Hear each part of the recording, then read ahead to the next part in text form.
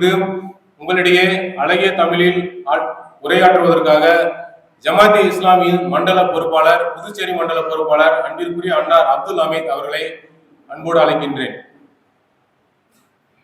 அளவற்ற அருளாளனும் நிகரற்ற அன்புடையனும் ஆகிய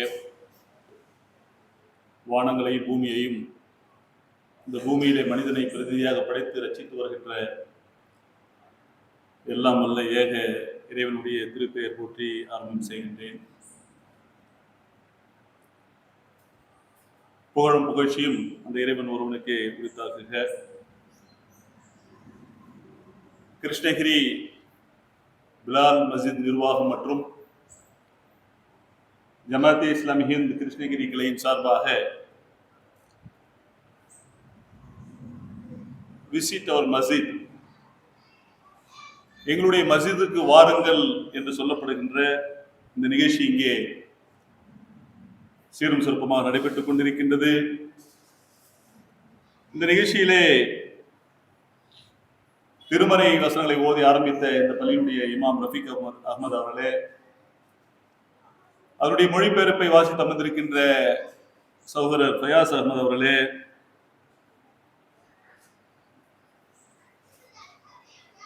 எனக்கு முன்னாலே தலைமை உரையாற்றி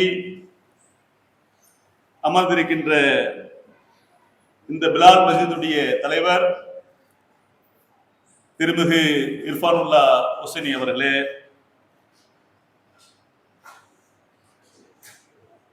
இந்த நிகழ்ச்சியிலே தலைமையேற்றுக் கொண்டிருக்கின்ற சிற்றுரையாற்றி அமர்ந்திருக்கின்ற ஜமாத்தி இஸ்லாமுடைய நகர தலைவர் BF செம்பகத்துல்லா அவர்களே, இந்த நிகழ்ச்சியிலே எங்களுடைய அழைப்பை ஏற்று முன்னிலை வைத்துக் கொண்டிருக்கின்ற கட்டிகானப்பள்ளி ஊராட்சி மன்ற தலைவர் காயத்ரி தேவி கோவிந்தராஜ் அவர்களே, தமிழ்நாடு ஹவுசிங் போர்டு குடியிருப்போர் நலச்சங்கத்துடைய செயலாளர் திருமிகு தங்கவேல் அவர்களே, தமிழ்நாடு காங்கிரஸ் கமிட்டியுடைய மாநில பொதுச் செயலாளர் வழக்குரைஞர் திருமிகு ஏகாம்பவனன் அவர்களே,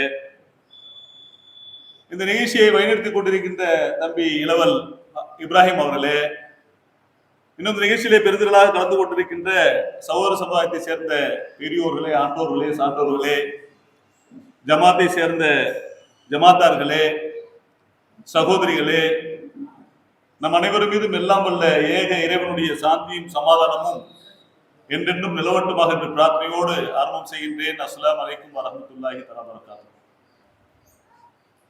அன்பிற்கினியவர்களே,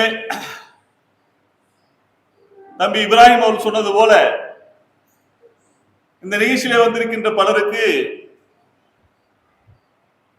பல கேள்விகள் இருக்கும். நம்மை ஏன் இவர்கள் பள்ளிவாசலுக்கு அழைக்க வேண்டும்? சிலர் இதை அறிந்திருப்பார்கள். பலருக்கு இந்த கேள்வி, இந்த ஒரு நிகழ்ச்சிக்கான வாய்ப்பு கிடைக்கப்பட்டது என்று சொன்னாலும் கூட நம்மை அறியாமலே நம்முடைய சப்கான்சியஸ் மைண்ட்ல இருக்கும், எதுக்கு இந்த நிகழ்ச்சிக்கு நம்ம கூப்பிட்டுருக்காங்க அப்படின்னு சொல்லி நம்மள பல பேர் யோசிக்கலாம். அல்லது பல பேர் நட்பின் அடிப்படையிலே இர்ஃபானுல்லா கூப்பிட்டுருக்காரு போகணும் அப்படின்ற அடிப்படையில சில பேர் வந்திருக்கலாம். அன்பிக்கினேவலே, இந்த நிகழ்ச்சியுடைய எந்த காரணங்களுக்காக நீங்கள் வந்திருந்தாலும் இந்த நிகழ்ச்சியுடைய நோக்கம் என்னவென்று சொன்னால், நமது நிகழ்ச்சியை ஒரு சமூக நல்லிணக்க நிகழ்ச்சியாக அமைத்திருக்கின்றோம். பாருக்குள்ளே நல்ல நாடு நம் பாரத நாடு என்று சொல்வார் மகாகவி பாரதி. 30 கோடி முகமுடையால் உயிர் மொய்புற ஒன்றுடையால், செப்பு மொழி 18 உடையால் என்ற சிந்தனை ஒன்றுடையால் என்று சொல்வார் மகாகவி பாரதி. ஆக 6 பெரு மதங்கள், பல இனக்குழுக்கள், 1000க்கும் மேற்பட்ட மொழி பேசக்கூடிய ஒரு அற்புதமான திருநாடு தான் நம்முடைய இந்திய திருநாடு. ஆக வேற்றுமையிலே ஒற்றுமை காணுகின்ற ஒரு அற்புதமான நாடு நம்முடைய இந்திய திருநாடு. உலகமே வியந்து பார்க்கின்ற ஒரு நாடு நம் நாடு என்று சொல்லலாம். ஆனால் இந்த நாட்டினுடைய இந்த பாரம்பரியத்திற்கு குந்தகம் விளைவிக்கக்கூடிய பல்வேறு வேலைகளை இப்போது செய்து கொண்டிருக்கிறார், நாம் பார்த்துக் கொண்டிருக்கின்றோம். ஆக இந்த பாரம்பரியம் காப்பாற்றப்பட வேண்டும், இந்த சமூக நல்லிணக்கம் காப்பாற்றப்பட வேண்டும், வேற்றுமையிலே ஒற்றுமை என்ற இந்த நிலைப்பாடு காப்பாற்றப்பட வேண்டும் என்பதும் இந்த நிகழ்ச்சியுடைய ஒரு நோக்கமாக இருந்து கொண்டிருக்கிறது என்பதை உங்களுக்கு நான் அன்போடு தெரிவித்துக் கொள்ள ஆசைப்படுகின்றேன். அடுத்தபடியாக இது ஒருவர் மற்றவரை பற்றி தெரிந்து கொள்கின்ற நிகழ்ச்சி என்றும் சொல்லலாம். பல ஆண்டுகளாக, நூற்றாண்டுகளாக முஸ்லிம்களும் இந்துக்களும் நாம் ஒன்றாக சேர்ந்து வாழ்கிறோம் என்று சொன்னாலும் கூட முஸ்லிமுடைய வழிபாட்டு முறைகள் என்ன, இந்துக்களுடைய வழிபாட்டு முறைகள் என்ன, அவருடைய சமூக விவகாரங்கள் எப்படிப்பட்டதாக இருக்கிறது என்பதையெல்லாம் நாம் அறியாமலே இருந்து கொண்டிருக்கிறோம். அதனுடைய விளைவு நமக்கு மத்தியிலே தலைவர் இர்ஃபானுல்லா ஹுசைனி அவர் சொன்னது போல பிளவுபடுத்துகின்ற வேலைகளை செய்து கொண்டிருப்பதை நாம் பார்த்துக் கொண்டிருக்கிறோம். ஆக ஒருவர் மற்றவரை பற்றி தெரிந்து கொள்கின்ற ஒரு நிகழ்ச்சி என்று நிகழ்ச்சியை சொல்லலாம். நவம்பர் 9ஆம் தேதி புதுச்சேரியிலே இந்த மாதிரி ஒரு பள்ளிவாசல் சந்திப்பு நிகழ்ச்சி நாங்கள் ஏற்பாடு செய்திருந்தோம். அதில் வந்திருந்த பல பேர் தங்களுடைய உணர்வுகளை பகிர்ந்து கொண்டார்கள். அது ஒருத்தர் சொன்னாரு, பாய் நான் தவறாக புரிந்து வைத்திருந்தேன், பள்ளிவாசல் என்று சொன்னால் அங்கே இவர்கள் தனியாக என்னவோ செய்து கொண்டிருக்கின்றார்கள் என்று நான் நினைத்துக் கொண்டிருந்தேன். ஆனா இந்த நிகழ்ச்சியின் மூலமாக என்னுடைய எல்லா தவறான எண்ணங்களை தவிடுபொடி ஆக்கிவிட்டீர்கள் என்று சொன்ன ஒரு செய்தி எங்களுக்கு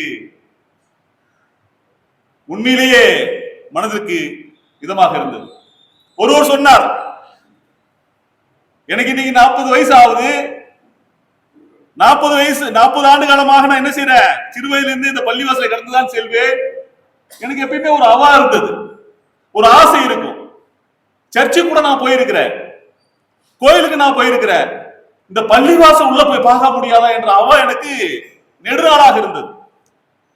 சில முஸ்லிம் நண்பர்களை நான் கேட்டேன், ஆனால் அவர்கள் ஏதோ பாராமுகமாக எனக்கு பதில் சொன்னார்கள்.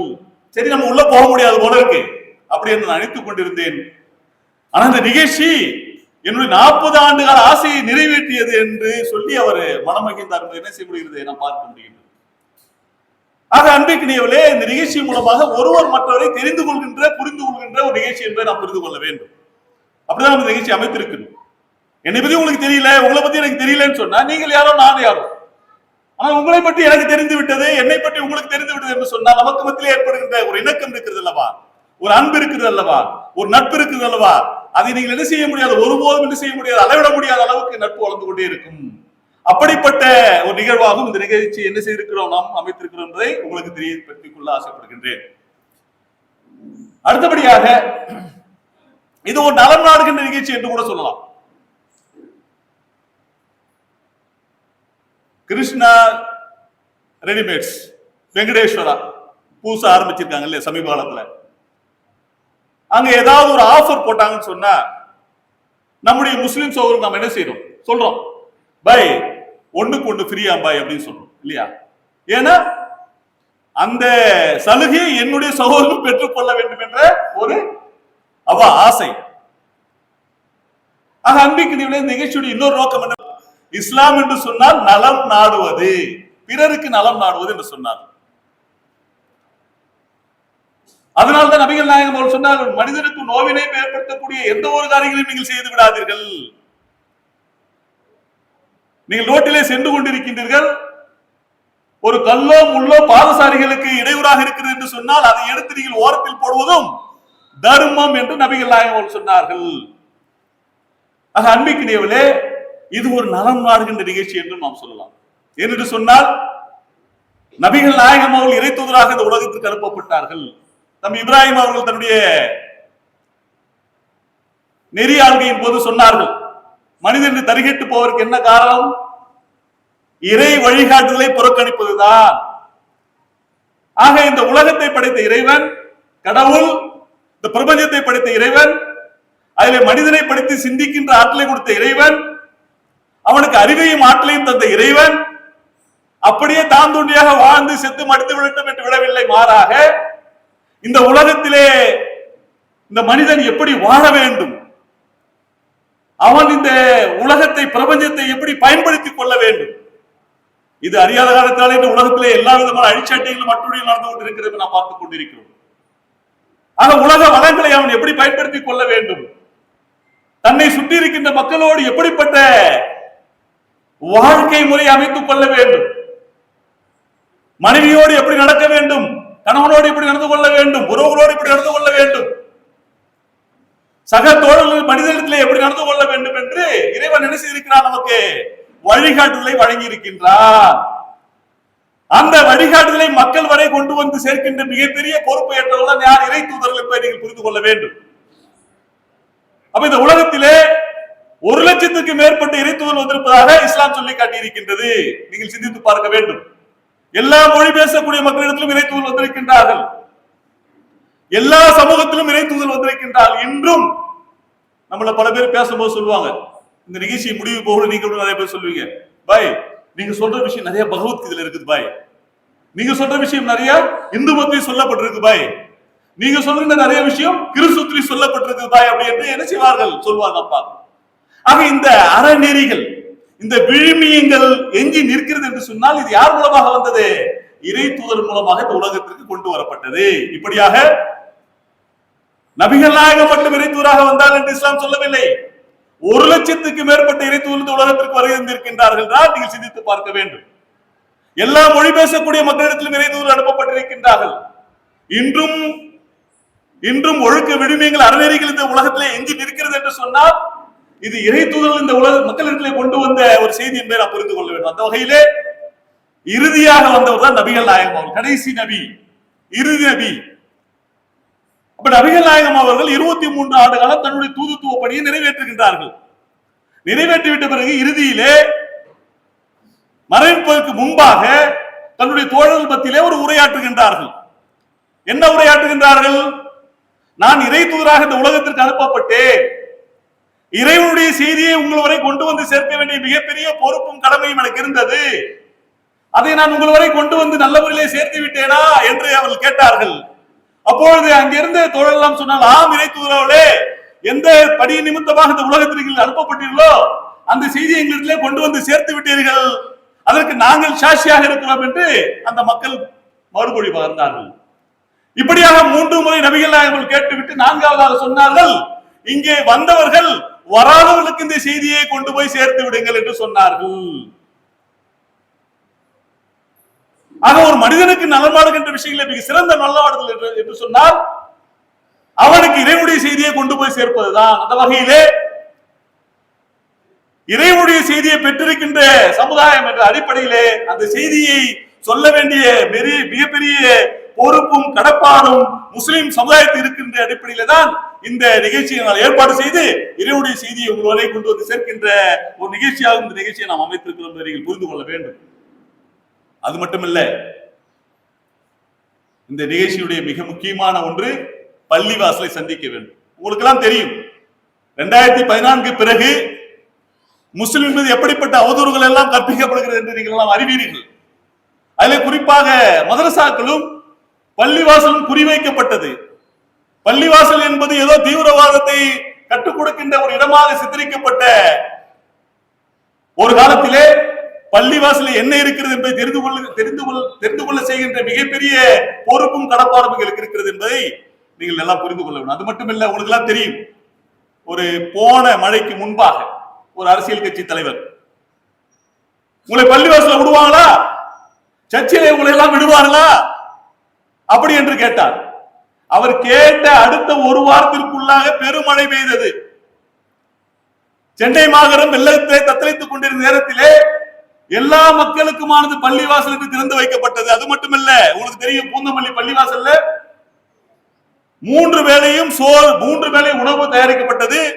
ஆயிரக்கணக்கான முஸ்லிம் அல்லாத சகோதரர்கள் அங்கே இருந்து என்ன செய்து கொண்டார்கள்? மழையிலே அங்கே இருந்து பாதுகாப்பு பெற்றார்கள் நாம் பார்த்துக் கொண்டிருக்கின்றோம். அது மட்டுமல்ல, வக்பு வாரியம், தமிழ்நாடு வக்பு வாரியம் ஒரு அறிவிப்பு செய்தது. தூத்துக்குடி மழையின் போதும் சென்னை மழையின் போதும் பள்ளிவாசல் எல்லாம் எல்லோருக்குமா திறந்து வைங்கள் என்று சொன்னார்கள். அவர் கேட்டார், பள்ளிவாசல் அவங்க விடுவானான்னு கேட்டாரு. ஆனா அடுத்த நிமிஷம், அடுத்த ஒரு வாரத்திலேயே பள்ளிவாசலே செல்வதற்கான வாய்ப்பு என்ன செய்தது? இயற்கையை ஏற்படுத்தியது என்பதை நாம் பார்க்கின்றோம். எல்லா பள்ளிவாசலும் எல்லா மக்களுக்காக திறந்து விடப்பட்டது. அப்போதுதான் பல பேர் பள்ளிவாசல் என்றால் என்னவென்று தெரிந்து கொண்டால் நாம் பார்க்க முடிகின்றது. அது மட்டுமல்ல, பல பேருக்கு இப்படி ஒரு கற்பனை இருக்கிறது, பள்ளிவாசல என்னதான் செய்யறாங்க, பள்ளிவாசல எப்படிதான் வணங்குறாங்க அப்படின்ற ஒரு கேள்வியும் இருக்கிறது. உங்களுக்கு எல்லாம் தெரியும், அகில இந்திய காங்கிரஸ் காரிய கமிட்டியினுடைய தலைவராக இருந்த திரு ஐயா ஜி.கே. மூப்பனார் அவர்கள் ஒரு 20 ஆண்டுகளுக்கு முன்பாக எங்களுடைய ஒரு நிகழ்ச்சி நடந்தது சென்னையில் எக்மோரிலே. அப்பொழுது இதே மாதிரி ஒரு பள்ளிவாசல்ல அந்த நிகழ்ச்சி நடைபெற்றது. பள்ளிவாசலுக்கு வந்தார் மூப்பனார் ஐயா அவர்கள். வந்தவர் உள்ள சுத்தி முத்தி பார்த்துட்டு என்ன கேட்டாரு சொன்னா, எங்க போங்க அல்லாஹ் சாமியை காணும்னு சொல்லி கேட்டாரு. அவர் என்ன புரிஞ்சு வச்சிருக்காரு சொன்னா, எப்படி நாம் சிலைகளை வைத்து வணங்குகின்றோமோ அது போல இவங்களும் அல்லாஹ் சாமி என்று சிலையை வைத்து வணங்கி கொண்டிருப்பார் போல என்று நினைத்துக்கொண்டு அவர் அப்படி கேட்டார். யார் இவரு? அகில இந்திய காங்கிரஸ் காரிய கமிட்டியுடைய ஒரு தலைவர். அன்னைக்கு பிரதமராகக்கூடிய ஒரு வாய்ப்பு தமிழருக்கு ஒருவர் இருந்தது என்று சொன்னால் அவருக்கு ஒரு வாய்ப்பு இருந்தது. அப்படிப்பட்ட ஒருவருடைய நிலை என்னவென்று சொன்னால், பள்ளிவாசல எங்க உங்க அல்லாஹ் சாமியை காணோம் அப்படின்னு கேட்ட ஒரு நிலையை நான் பார்க்கணும். பிறகு அவருக்கு நாம சொன்னோம், என்ன சொன்னோம்? இஸ்லாமிய கடவுள் கொள்கை என்பது உருவம் இல்லாதது, அரூபமானது அப்படி என்ற விளக்கு எல்லாம் சொன்ன போது அவர் ஆச்சரியப்பட்டு போனார். ஆக அன்பிக்கினவிலே அப்படிப்பட்ட நிலைதான் இந்த ஒட்டுமொத்த சமுதாயத்தில் இருக்குது. பள்ளிவாசல்ல இவர் ஏதோ அல்லாஹ் சாமியை வைத்து வணங்கி கொண்டிருக்கிற எடுத்துக் கொண்டிருக்கின்றார். ஆக இந்த சந்தேகங்களை நீக்கும் முகமாகவும் இந்த நிகழ்ச்சி என்ன செய்திருக்கோம், நாம் ஏற்பாடு செய்திருக்கின்றோம். நீங்கள் புரிந்து கொள்ள வேண்டும். அது மட்டுமில்லை, உங்களுக்கு எல்லாம் தெரியும், பாரதியார் சொன்னார் திக்கை வணங்கும் துருக்கர்கள் என்று. இர்ஃபானுல்லா ஹுசைனி அவர் சொல்லும் போது சொன்னாங்க, உள்ள மேராப் என்று ஒன்று இருக்கும், அது சில பேர் கேட்கிறாங்க, அது என்னான்னு கேட்கிறாங்க அப்படின்னு சொல்லிட்டு, அது காபத்துல்லாவை அடையாளப்படுத்துவது, அவ்வளவுதான் விஷயம் அதற்கு.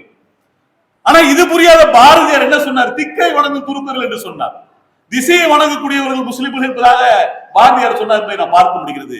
ஆக இந்த சந்தேகங்கள் கலைகின்ற ஒரு நிகழ்ச்சியாக என்ன செய்கிறது இந்த நிகழ்ச்சி இருக்கின்றது. அது மட்டுமல்ல, பள்ளிவாசல் என்பது ஒரு வழிபாட்டு தலமாக மட்டுமல்லாமல் பல்நோக்கு மையங்களாகவும் நபிகள் நாயகமுடைய காலத்தில் செயல்பட்டது, இன்றும் செயல்பட்டு கொண்டிருக்கிறது என்பதை நீங்கள் புரிந்து கொள்ள வேண்டும். வெறும் வழிபாட்டு தலம் மட்டுமல்ல, பள்ளிவாசல் என்பது ஒரு சமூகத்துடைய மையமாக, சமூகத்துடைய வளர்ச்சியிலே பங்கு கொள்கின்ற ஒரு கேந்திரமாக பள்ளிவாசல்கள் செயல்பட்டு கொண்டிருக்கின்றது. பள்ளிவாசல்கள் குடும்ப நல மையமாக செயல்பட்டுக் கொண்டிருக்கின்றது. இங்கே ஜமாத்தில் ஏதாவது குடும்ப பிரச்சனை ஏற்பட்டால் அது தீர்க்கின்ற மையங்களாக பள்ளிவாசல் செயல்பட்டுக் கொண்டிருக்கிறது. அது மட்டுமல்ல, நீதிமன்றங்களாகவும் பள்ளிவாசல் செயல்பட்டுக் கொண்டிருக்கின்றது. நபிகள் நாயகமுடைய காலத்திலே எந்த ஒரு வழக்கு இருந்தாலும் இது எங்கே விசாரிக்கப்படுது என்று சொன்னால் பள்ளிவாசலை வைத்து வழக்கு விசாரிக்கப்பட்டு தீர்ப்பு வழங்கப்படுது என்பதை நான் பார்க்க முடிகிறது. பள்ளிவாசல் மக்கள் சேவை இல்லங்களாகவும் பயன்படுத்தப்பட்டது. இன்னைக்கு நீங்க பாருங்க, இந்த போர்டு பாருங்க, உங்களுக்கு இந்த மாதம் 29 பேருக்கு இங்க பாருங்க மஸ்ஜித் பிலால் சேவை குழு என்று ஒன்று இருக்கிறது. அந்த போர்டுல பாருங்க, இந்த மாதம் 29 பேருக்கு என்னது ப்ரொவிஷன் கொடுக்கப்பட்டிருக்கு. மளிகை சாமான் ஏழைகளுக்கு கொடுக்கப்பட்டிருக்கு. அதுல என்னென்ன பட்டியல் இருக்கு? மளிகை சாமான் எவ்வளவு இருக்குது, மட்டன் கறி அதாவது மட்டன் எவ்வளவு இருக்குது, பழங்கள் எவ்வளவுன்னு சொல்லிட்டு 1200 ரூபாய்க்கு ஒரு கிட்டு ஒவ்வொரு மாதம் என்ன செய்யப்படுகிறது, கொடுக்கப்படுகிறது. மழைக்காலம் பாதிக்கப்பட்ட மக்களுக்கு உதவி செய்யப்படுகிறது, பேரிடர் காலங்களில் உதவி செய்யப்படுகிறது. மட்டுமல்ல, கல்வி மட்டுமல்ல, அவர்களுக்கு என்ன செய்யுது, உதவும் ஒரு இடமாக என்ன செய்யுது பள்ளிவாசல் செயல்படுகிறது என்று நீங்கள் தெரிந்து கொள்ள வேண்டும். அதற்கு பிறகு நபிகள் நாயகமுடைய காலத்துல அயல் நாட்டு தூதர்களை சந்திக்கின்ற தூதரக இல்லமாக பள்ளிவாசல் செயல்பட்டிருக்கிறது. நபிகள் நாயகமுடைய காலத்திலே சிரியாவிலிருந்தும் ஜோர்டானிலிருந்தும் லெபனானிலிருந்தும் எங்கிருந்தும் யார் அயல்நாட்டு தூதர் வந்தாலும் அவளை சந்திக்கின்ற ஒரு இடமாக, அயல்நாட்டு தூதரக அலுவலகமாக நபிகள் நாயகம் எதை பயன்படுத்தினார் சொன்னால் பள்ளிவாசல் என்பதை நீங்கள் தெரிந்து கொள்ள வேண்டும். அது மட்டுமல்ல, பள்ளிவாசல்கள் ஆதரவற்றோருக்கான ஒரு தங்குமிடமாக இருந்திருக்கின்றது. நபிகள் நாயகம் அவர்கள் மக்களிடம் மதீனாவுக்கு புலம்பெயர்ந்து வந்தார்கள். வசதி உள்ள தோழர்கள் எல்லாம் அங்கேயே இடம் பிடித்துக் கொண்டார்கள். வசதி இல்ல, ஆதரவு இல்லாத தோழர்கள் பல பேர் அங்கே இருந்தார்கள். அப்போ அவர்களுக்கு என்ன செய்யப்பட்டது, நபிகள் நாயகம் அவர்கள் பள்ளிவாசலை ஒட்டு ஒரு திண்ணையை உருவாக்கி தந்தார். அதிலே தங்கி கொண்டார்கள். அவர்கள் திண்ணை தோழல் என்று அழைக்கப்படுவதாக இருந்தால் நீங்கள் புரிந்து கொள்ள வேண்டும். அது மட்டுமல்ல, ஏழ்மையை ஒழிக்கின்ற ஒரு சிஸ்டத்தை பள்ளிவாசலை வைத்து ஜகாத் சென்டர், ஏழ்மையை ஒழிப்பதற்கான எல்லா ஏற்பாடுகளையும் பள்ளிவாசல் செய்யப்பட்டது மட்டுமல்ல, பள்ளிவாசல் கல்வி சாலைகளாகவும் செயல்பட்டுக் கொண்டிருக்கின்றது என்பதை புரிந்து கொள்ள வேண்டும். இர்ஃபானுல்லா ஹுசைனி அவர் சொல்லும் போது சொன்னார்கள், காலையில பிள்ளைகள் என்ன செய்வாங்க, மக்தப் மதரசா என்று சொல்லப்படுகின்ற ஆரம்ப இஸ்லாமிய அடிப்படை கல்விகளை கற்றுக்கொள்வதற்கான ஏற்பாடு இங்கே இருக்கின்றது. நபிகள் நாயகமுடைய காலத்தில் இன்று நான் பார்க்கின்ற எல்லா கல்வி முறைகளும் எங்கிருந்து உருவானது என்று சொன்னால் பள்ளிவாசல் இருந்து உருவானது என்பதை நீங்கள் புரிந்து கொள்ள வேண்டும். ஆரம்ப கல்வி திட்டமாக இருக்கட்டும், நடுநிலை கல்வி திட்டமாக இருக்கட்டும், உயர்கல்வி திட்டமாக இருக்கட்டும், அல்லது மேல்நிலை பள்ளி திட்டமாக இருக்கட்டும், அல்லது கலாசாலை என்று சொல்லப்படுகிற யூனிவர்சிட்டி பள்ளி திட்டமாக இருக்கட்டும், எல்லா திட்டங்களையும் உருவாக்கிய இடமாக இருக்கிறது இந்த பள்ளிவாசல் இருக்கிறது. ஆக இப்படி சமூகத்திலே பிரிக்க முடியாத ஒரு அங்கமாக இந்த பள்ளிவாசல் இருக்கின்றது. அந்த பள்ளிவாசல் சந்திப்பு நிகழ்ச்சியாகத்தான் இந்த நிகழ்ச்சிக்கு உங்களை எல்லாம் நாங்கள் அழைத்திருக்கின்றோம். நாங்கள் இந்த நிகழ்ச்சி இப்படி வடிவமைத்திருக்கோம். எப்படி என்று சொன்னால், இப்போது இந்த உரைக்கு பிறகாக இங்கே பள்ளிவாசலை நாம் போய் பார்ப்போம். பள்ளிவாசல் எப்படி நம்ம போவோம், அங்க எப்படி வணக்க வழிபாடு செய்வோம், அங்க இருக்கிற விஷயங்கள் எப்படி என்று அறிந்து கொள்கின்ற விஷயங்கள் செய்துவிட்டு மீண்டும் நம்ம என்ன செய்வோம், இங்கே வரும். இங்கே நம்ம வந்துவிட்ட பிறகு அது உங்களுக்கான நேரமாக இருக்கும். உங்களுடைய உணர்வலைகள், உங்களுடைய கேள்விகள், உங்களுடைய சந்தேகங்கள் எது இருந்தாலும் எழுப்பக்கூடிய ஒரு ஓபன் செஷனாக இருக்கும். அதுக்கு பிறகு இறுதியாக ஒரு நிறைவுரை செய்துவிட்டு நம்முடைய தொழுகை 1:30க்கு தொழுகை இங்க இருக்கிறது. அந்த தொழுகையை நீங்கள் ஒரு அணிவகுப்பு தொழுகையை பார்க்கக்கூடிய ஒரு வாய்ப்பு உங்களுக்கு ஏற்பாடு செய்து தரவும். அது முடித்த பிறகு செவிக்கு உணவு இல்லாத போது சிறிது வயிற்றுக்கு ஏற்படும் என்று சொல்வாளே, அந்த அடிப்படையிலே உங்களுக்கு அறுசுவை பிரியாணி என்ன செய்கிறது இருக்கின்றது. நீங்கள் இருந்து சாப்பிட்டு விட்டு செல்ல வேண்டும். இதுதான் இந்த நிகழ்ச்சிகளாக இருக்கிறது.